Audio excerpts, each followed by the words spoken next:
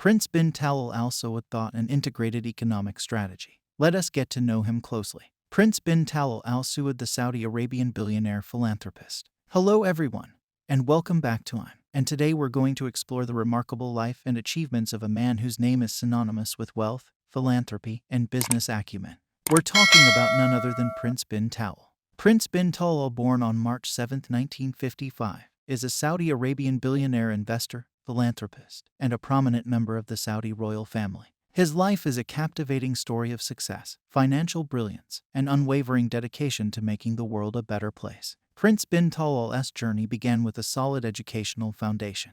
He attended Menlo College and then transferred to Syracuse University in the United States, where he graduated with a degree in business administration.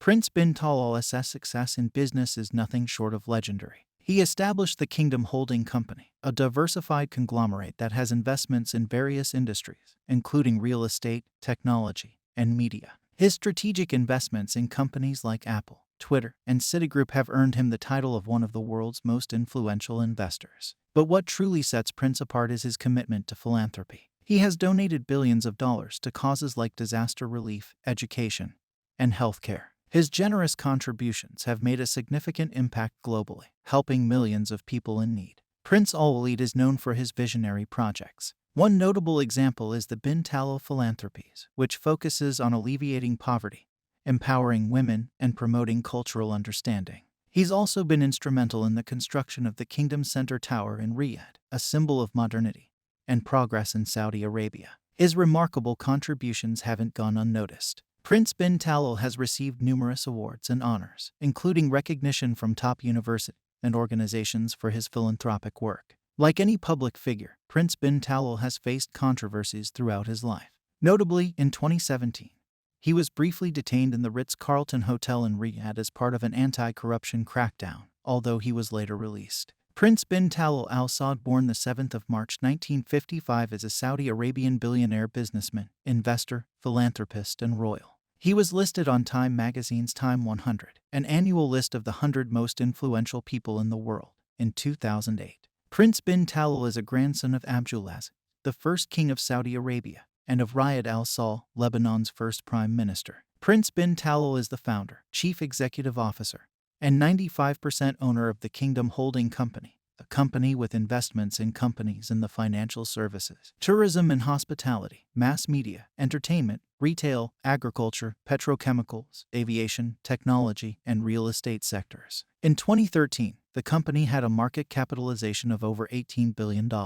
He is a minor shareholder in Zavarwala Holdings LLC and owns Paris Four Seasons Hotel George V and part of New York's Plaza Hotel. Time has called him the Arabian Warren Buffett. In November 2017, Forbes listed Alwaleed as the 7th richest man in the world with a net worth of $39.8 billion. On the 4th of November 2017, Prince bin Talal and other prominent Saudis were arrested in Saudi Arabia in a purge that the Saudi government characterized as an anti-corruption drive. The allegations against Prince bin Talal include money laundering, bribery, and extorting officials. Some of the detainees have been in the Ritz-Carlton, Riyadh, since then. Prince bin Talal was released from detention on the 27th of January 2018, following a financial settlement of some kind, after nearly 3 months in detention. In March 2018, he was dropped from the world's billionaires list due to lack of current information. He was listed in the top 100 most powerful Arabs from 2013 to 2021 by Gulf Business. Prince bin Talal was born in Jeddah on the 7th of March 1955 to Prince Talal bin Abdulaziz and Mona Al Saud. His father was Saudi Arabia's finance minister during the early 1960s, before he went into exile due to his advocacy for political reform. Prince bin Talal paternal grandparents were King Abdulaziz and Munayir. His grandmother, an Armenian, was presented by the Emir of Anisa to King Abdulaziz in 1921, when she was 12 years old and Abdulaziz was 45. His maternal grandparents were Riyad Al Saud, the first Prime Minister of Lebanon, and Faiza al-Jabiri, the sister of Syrian Prime Minister Saadullah al-Jabiri. Prince bin Talal parents separated when he was 7, and he lived with his mother in Lebanon. He first attended Pinewood College in Beirut. 1920 as a boy, he ran away from home for a day or two at a time, sleeping in unlocked cars, before attending the King Abdulaziz Military Academy in Riyadh. 26 in 1974, he returned to Lebanon, attending the Chouafat School, and then Manor School. Prince bin Talal received a bachelor's degree in business administration from Menlo College in California in 1979, finishing in 2.5 years, and a master's degree with honors in social science from the Maxwell School of Citizenship and Public Affairs at Syracuse University. In 1985, finishing in 11 months. Prince bin Talal began his business career in 1979 after graduating from Menlo College. He returned to Saudi Arabia, which was in the midst of the 1974-85 oil boom. Operating from a small, 4-room cabin in Riyadh and $30,000 startup money provided by his father, Prince bin Talal formed Kingdom Establishment in 1980. When that money ran out in a few months, he secured a $300,000 loan from the Saudi American Bank, partly owned by Citibank, rather than taking a commission for facilitating contracts as the legally required middleman. Prince bin Talal insisted on a stake in the project. His first success was in 1982, partnering with a South Korean construction company, and from then on, his commissions were used to fund his real estate deals. In his own words, all the money I used to get from this construction I would plow back into real estate and in the stock market, both. After the end of the Saudi oil boom, Alwaleed acquired the underperforming United Saudi Commercial Bank through mergers with Saudi Cairo Bank, forming United Saudi Bank, and the Saudi American Bank. It became a leading Middle Eastern bank. The hostile takeover of USCB in 1986, the merger with SCB in 1997, and the merger of USB with Samba in 1999 were the first of their kind in the kingdom. He then secured a majority in Al Azizia Panda, merging it with the Savola Group, and took over National Industrialization Company. By 1989, his net worth was $1.4 billion and included stakes in Canary Wharf, Four Seasons Hotel Group, and News Corporation. When Alwaleed turned to the international market, he focused on established brands going through hard times, as Riz Khan puts it. Prince bin Talal would do his homework and then wait for the proper purchase entry point. He invested about $250 million in Chase Manhattan, Citigroup, Manufacturers Hanover, and Chemical Bank. After 7 months, he sold his stakes in the other banks and concentrated on investing in Citicorp, acquiring 4.9% of the bank. Though the worst performing bank of the four, Prince bin Talal considered Citicorp had the best potential. In Sept. 1990, Citibank was undercapitalized due to real estate credit losses and exposure to Latin America debt, prompting a need for a capital reserve. By Nov, they were actively seeking investors. Based on his banking experience in the kingdom, Prince bin Talal agreed in Jan. 1991 to invest $590 million, about half his accumulated wealth, in a 5-year convertible security paying 11% interest. By Feb, that took his total investment in Citicorp to $797 million, or about 15% of the company. Though he had received a Federal Reserve temporary waiver to own such a large portion of the company, Prince bin Talal sold enough shares in 1993 to get below the 10% threshold. Still, he was the largest shareholder in the largest U.S. financial institution at the time. Yet, in Prince bin Talal words, it is not a relationship, it's an alliance. We are there forever with them. Sandy Weil says of Prince bin Talal, I think what he did really saved the bank. In 1993, Prince bin Talal purchased a 10% stake in Saks Fifth Avenue for $100 million. A flagship store was then opened in Riyadh. In 1994, Alwaleed secured a 50% controlling interest in Fairmont and a 22% stake in the Four Seasons. In 1995, he bought a 42% stake in the Plaza Hotel. Then, in 1996, he bought the George V for $185 million and spent $120 million renovating it for a reopening in DEC 1999. Regarding Alwaleed's investment in the George V, S.E. Sharp states, he created value where no one else could. Also in 1994, Prince bin Talal bought a 24% stake in Euro Disney for $345 million. In 1995, Kingdom Establishment for Trading and Contracting was reorganized as the Kingdom Holding Company, and Prince bin Talal announced construction of the Kingdom Center, Kingdom Hospital, Kingdom School, and Kingdom City. Also in 1995, he bought a 2.3% share of Mediaset after having invested earlier in the Arab radio and television network, acquiring 30%. In Oct. 1995, Prince bin Talal joined a consortium which paid $1.2 billion for control of Canary Wharf, with his share of the company amounting to 6%, costing him $66 million.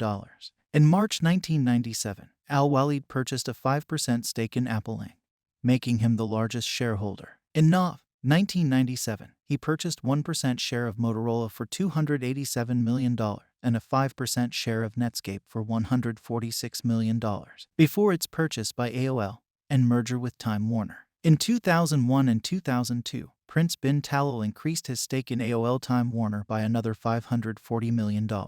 122,125. He also invested in MCI, Fox Broadcasting, and other technology and media companies. Time reported in 1997 that Prince bin Talal owned about 5% of News Corporation, which he purchased for $400 million, making him the third largest shareholder. In April 1999, Prince bin Talal purchased an additional $200 million of preferred shares. 123,124. In 2010, his News Corporation stake was about 7%. 3 years later, News Corporation had a $175 million investment in Alwaleed's Rotana Group, the Arab world's largest entertainment company. A review of his holdings implied that Alwaleed had sold his investment in AOL. In April 1997, Prince bin Talal purchased a 4% stake in Planet Hollywood for $57 million and another 16% in November 1998 for $45 million. In Oct. 1997, Alwaleed bought 27% of Movenpick Hotels and Resorts, which he increased to 33% in 2003. In 1999, The Economist expressed doubts about the source of his income, wondering if he was a frontman for other Saudi investors. He has not earned enough income from his investments to pay for all that he has spent in the 1990s. The mystery goes back to that first stake in Citicorp. The prince has declared that this money came entirely from his personal funds. He says he started out in 1979 with a loan of just $30,000 from his father. He also mortgaged a house that his father had given him, raising something like $400,000. And each month, as a grandson of Ibn Saud, he receives $15,000. You could barely clothe a Saudi prince for such sums, let alone furnish him with a multi-billion-dollar empire. Nevertheless, by 1991, Prince Alwaleed had felt able to risk an investment of $797 in Citicorp. Alwaleed invested in WorldCom, Priceline.com, Coca-Cola, and Ford Motor Company, totaling almost $2 billion. In Asia, he bought 5.9% of Daewoo for $50 million, which he increased to 18% with an additional $100 million investment. 3% of Proton Holdings for $46 million, 3% of Ong Beng Seng's Hotel Properties Limited, and $50 million worth of Hyundai Motor Company bonds. In Africa, he invested $50 million, acquiring 10% of Sonitel, 10% of Ecobank, 13.7% of United Bank for Africa, and 14% of Cal Bank. Investments which turned out poorly included WorldCom, Priceline, Teledesic, and Kirch Media, besides Planet Hollywood and Euro Disney. His stake in Apple was sold in 2005. Alwaleed also invested in Eastman Kodak and Twa, both of which performed moderately well. In 2002, Alwaleed formed Kingdom Hotel Investments to oversee his hotel assets. By 2003, Alwaleed owned 100% of Rotana and 49% of LBC Sat. His real estate holdings included large stakes in the Four Seasons Hotels and Resorts and New York's Plaza Hotel. Alwaleed sold half his shares in the Plaza in August 2004. He has invested in London's Savoy Hotel and Monaco's Monte Carlo Grand Hotel. Alwaleed holds a 10% stake in Euro Disney SCA, the company which owns, manages, and maintains Disneyland Paris and Marne-la-Vallée. The 2004 Forbes list of wealthiest people had Alwaleed fourth, with a net worth of $21.5 billion. More than $1.3 billion was in hotel holdings. In January 2005, Alwaleed purchased the Savoy Hotel in London for an estimated £250 million to be managed by Fairmont Hotels and Resorts. His sister, Sultana Nurul, owns an estimated 16% stake. In January 2006, in partnership with the U.S. real estate firm Colony North Star, Kingdom Holding acquired Toronto-based Fairmont Hotels and Resorts for an estimated $3.9 billion. It was reported in 2009 that Alwaleed owned 35% of Research and Marketing Group, a large Mideast media company. In August 2011, Alwaleed announced that his company had contracted with the Saudi Bin Laden Group to build the world's tallest building, the Kingdom Tower, for SR $4.6 billion. In December 2011, Alwaleed invested $300 million in Twitter, purchasing secondary shares from insiders. The purchase gave Kingdom Holding a more than 3% share in the company, which was valued at $8 billion in late summer 2011. In 2015, he announced that he would donate his fortune to charity at an unspecified date. He had previously donated $3.5 billion over the course of 35 years through his charitable organization Alwaleed Philanthropy. From 2015 to 2021, he lost several lawsuits against Pierre Eldar, CEO of LBCI, and would be required to pay $22 due to breaches in contract conditions with the Lebanese broadcaster. In May 2022, he was listed as committing to purchase approximately 35 million shares of Twitter Inc. at or immediately prior to the purchase of Twitter by Elon Musk and other private equity investors behind Musk's bid. On the 4th of November 2017, Alwaleed was one of those arrested in Saudi Arabia in a corruption crackdown conducted by a new Royal Anti-Corruption Committee. In total, 320 princes, ministers, and businessmen were detained at the five-star Ritz-Carlton Hotel in Riyadh. This was done on the orders of Crown Prince Mohammed bin Salman, who acted with the aim of consolidating his position as the next ruler of the kingdom.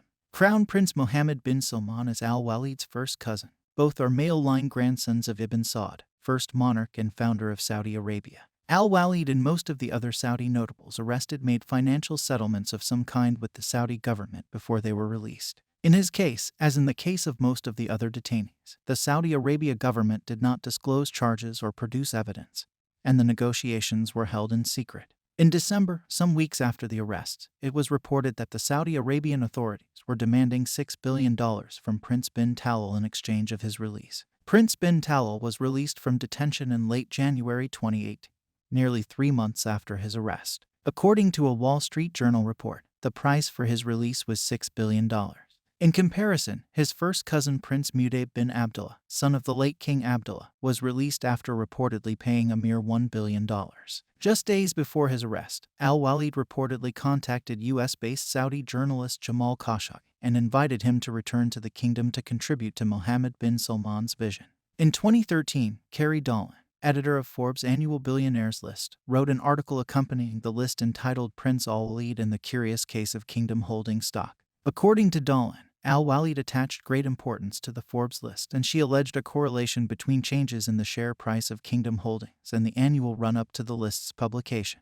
In the Forbes article, Dolan wrote that Prince bin Talal would blind copy Dolan on text messages he sent to prominent people in an attempt to impress her. She spent a week with him in Riyadh in 2008, at his behest, touring his palaces. In 2006, Forbes estimated Al-Waleed's net worth at $7 billion less than he claimed. He telephoned Dolan at home, according to the editor, nearly in tears. Prince bin Talal had Kingdom Holdings' chief financial officer fly to New York before a previous list was published to ensure that Forbes used his stated numbers. The article explains the methodology behind Forbes' 2013 estimate of his wealth at $20 billion, examines Kingdom Holdings' share performance, and contains Dolan's communications with Kingdom Holdings CFO Shadi Sandbar. Sandbar demanded that Prince bin Talal name be removed from the billionaires list if Forbes did not increase its valuation of his wealth.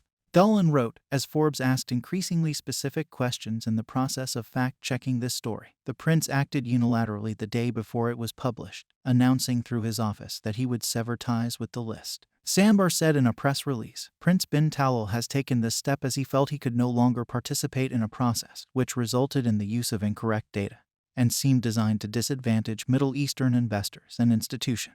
Prince bin Talal said in a March 2013 interview with the Sunday Telegraph that he would pursue legal action against Forbes. "They are accusing me of market manipulation," Prince bin Talal said. "This is all wrong and a false statement. We will fight it all the way against Forbes." He called the Forbes list flawed and inaccurate, saying that it displays bias against Middle East investors and financial institutions. The Guardian reported that on the 6th of June 2013, Prince bin Talal had brought a defamation claim in London against the publisher of Forbes, its editor, Randall Lane, and 2 journalists from the magazine. Forbes expressed surprise at the libel action and the fact that it was filed in London. According to the magazine, the prince's suit would be precisely the kind of libel tourism that the UK's recently passed libel reform law is intended to thwart. "We would anticipate that the London High Court will agree." Forbes stands by its story. As of the 20th of June, Forbes had not been served with papers. A statement issued by the Kingdom Holding Company accused Forbes of publishing a deliberately insulting and inaccurate description of the business community in Saudi Arabia, and specifically, Forbes' denigration of the Saudi Stock Exchange, which is one of the most regulated in the world. According to Prince bin Talal, the magazine used an irrational and deeply flawed valuation methodology, which is ultimately subjective and discriminatory. On the 16th of June 2015, Forbes and Prince bin Talal released a joint statement announcing that they had settled their dispute on mutually agreeable terms. The opening of the Saudi stock exchange to foreign investors was cited as key in the defendants' willingness to consider the stock price of Alwaleed's publicly traded Kingdom holding company in valuing the KHC component of his wealth. Prince bin Talal tweeted a statement with a picture of himself holding an honorary Palestinian passport. In response to the news of the visit to Israel, I have not and will not visit Jerusalem or pray inside it until its liberation from the Zionist enemy. And I carry an honorary Palestinian passport. In 2015, Prince bin Talal was criticized for offering to buy Bentley cars for Saudi fighter pilots involved in the Saudi Arabian-led intervention in Yemen. In a tweet later deleted, he said, "In appreciation of their role in this operation, I'm honored to offer 100 Bentley cars to the 100 Saudi pilots." In July 1997, Prince bin Talal invested $10 million with the Palestinian Investment and Development Company and then helped co-found the Jerusalem Development and Investment Company. In 2002, Prince bin Talal donated $500,000 to help fund the George Herbert Walker Bush Scholarship at Phillips Academy in Andover, Massachusetts, and donated £18.5 million to Palestinian families during a TV telethon ordered by Saudi King Fahd to help relatives of Palestinians after Israeli operations in the West Bank city of Jenin. In 2004, he contributed $17 million to victims of the 2004 Indian Ocean earthquake and tsunami. On the 1st of July 2015, Prince bin Talal held a press conference announcing his intention to donate $32 billion to philanthropic causes. He said that the funds would be used for humanitarian projects such as the empowerment of women and youth, disaster relief, disease eradication, and building bridges of understanding between cultures. After the 11th of September attacks, Prince bin Talal gave a check for $10 million to New York City Mayor Rudy Giuliani, despite Saudi opposition. In a written statement after his donation, Prince bin Talal said, "At times like this, we must address some of the issues that led to such a criminal attack. I believe the government of the United States of America should re-examine its policy in the Middle East and adopt a more balanced stance toward the Palestinian cause." As a result of that statement, Giuliani returned his check. Alwaleed said to a Saudi weekly magazine about Giuliani's rejection of his check, "The whole issue is that I spoke about their position, and they didn't like it because there are Jewish pressures and they are afraid of them." Giuliani replied to this by suggesting that Prince bin Talal comment was actually part of the problem. There is no moral equivalent for this act. There is no justification for it. And one of the reasons I think this happened is because people were engaged in moral equivalence and not understanding the difference between liberal democracies like the United States, like Israel, and terrorist states and those who condone terrorism. So I think not only are those statements wrong, they're part of the problem. Prince bin Talal received the first order of the Order of King Abdulaziz of Saudi Arabia in 2002 and is a recipient of the Lebanese National Order of the Cedar. On the 2nd of December 2009, he received the Order of Izzuddin from Maldives President Mohammed Nasheed. That year he also received the Star of Palestine, the highest honor conferred by the State of Palestine. In 2010, Prince bin Talal received the Dwight D. Eisenhower Award for Innovation. He received the Bahrain Medal of the First Order, the country's highest honorary medal, in late May 2012. He received the Nepalese Third Order Mahajval Rastradip Manpadvi, the highest award bestowed on a foreigner, and Guinea-Bissau's Kalina de Bow Medal in August 2012. In June 2013, Prince bin Talal was made Grand Commander of the Order of the Republic of Sierra Leone, the country's highest honor. On the 13th of December 2014, he was made an honorary companion of the National Order of Merit of the Republic of Malta. Prince bin Talal is considered a proponent of female emancipation in the Saudi world. He financed the training of Hannati Zakaria al-Hindi as the first Saudi woman commercial airline pilot, and said at her graduation that he is in full support of Saudi ladies working in all fields. Al-Hindi became certified to fly within Saudi Arabia in 2014. In conclusion, Prince bin Talal life is a testament to the power of vision, determination, and generosity. His legacy continues to inspire and make a meaningful impact on the world. And that's a wrap for today's video on Prince bin Talal. Thank you for joining us on this journey into the life of Prince Alwaleed bin Talal. Stay tuned for more incredible stories, and remember, it's never too late to make a positive impact on the world. Until next time, stay curious, stay informed, and keep exploring the world's incredible stories. I stop at this point today. Thank you for watching. I hope I added something to you.